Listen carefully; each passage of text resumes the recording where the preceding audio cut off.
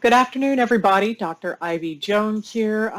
I had a student come to me asking some questions about positive versus negative feedback. And this is actually such a common question. Unfortunately, without our traditional lecture this semester, you all missed out on a few of these different things that we discuss, which is why I'm always glad when students come to me with questions about this stuff. So we'll start with negative feedback. The whole purpose of having this feedback loop is for your body to do what it can to maintain homeostasis on its own. As pre-medical professionals, you should probably understand that unless you have a patient that comes in for a well patient visit where everything is on the up and up and they're feeling fine, they're coming in because something in their body is out of homeostasis. So there are two ways your body will try to get everything back to running normally. There is negative feedback. The best example we have for this negative feedback loop that I can give you has to do with body temperature. So that's what we're looking at right here on this particular slide. There are two that follow it up that show you the exact same thing. It just does it in different ways because people learn differently. And sometimes I'll say something one way and you'll look at me confused and I'll repeat myself about the topic, and all of a sudden everything just sort of clarifies. And that's what these extra slides are about. So, for example, if you look at if you look at figure number 1 here, you have a graph and it shows the body temperature either being lowered or being raised. So here we are in South Texas, and this is the most beautiful time of year.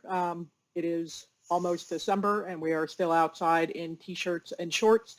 So it's not maybe the best example for you, but in the summertime, when you step outside, it does not take long for you to start to get hot.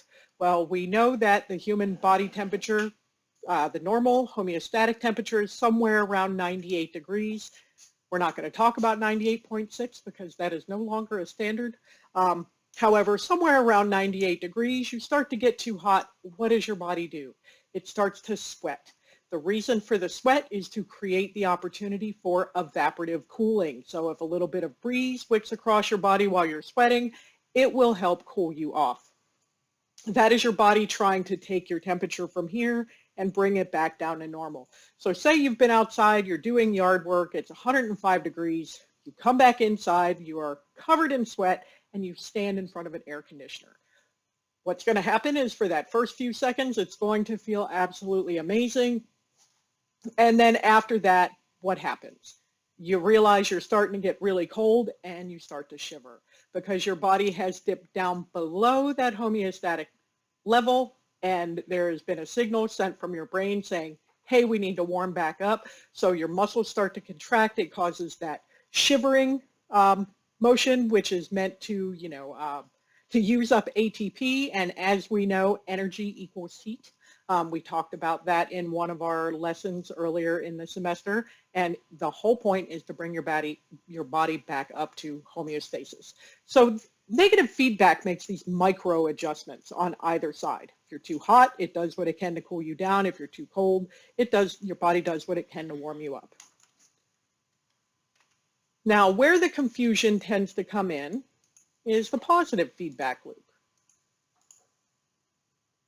All right, so where negative feedback is making micro adjustments on either side of normal, positive feedback is actually pushing you further and further away from normal until you come back to a homeostatic state.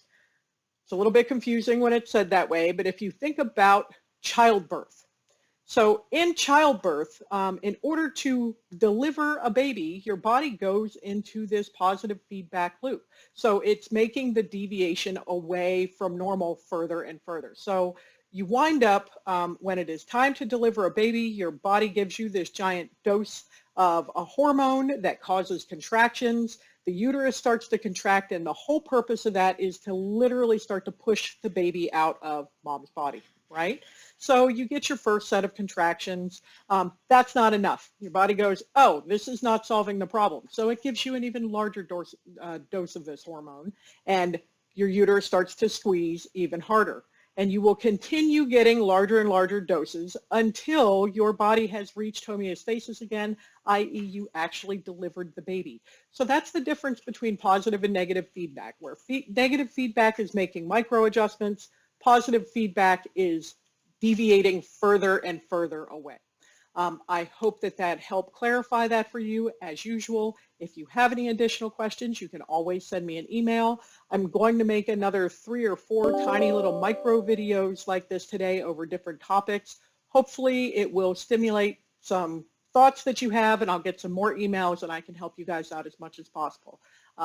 As usual, like and subscribe wherever that button is here so that you can get more videos whenever they come up.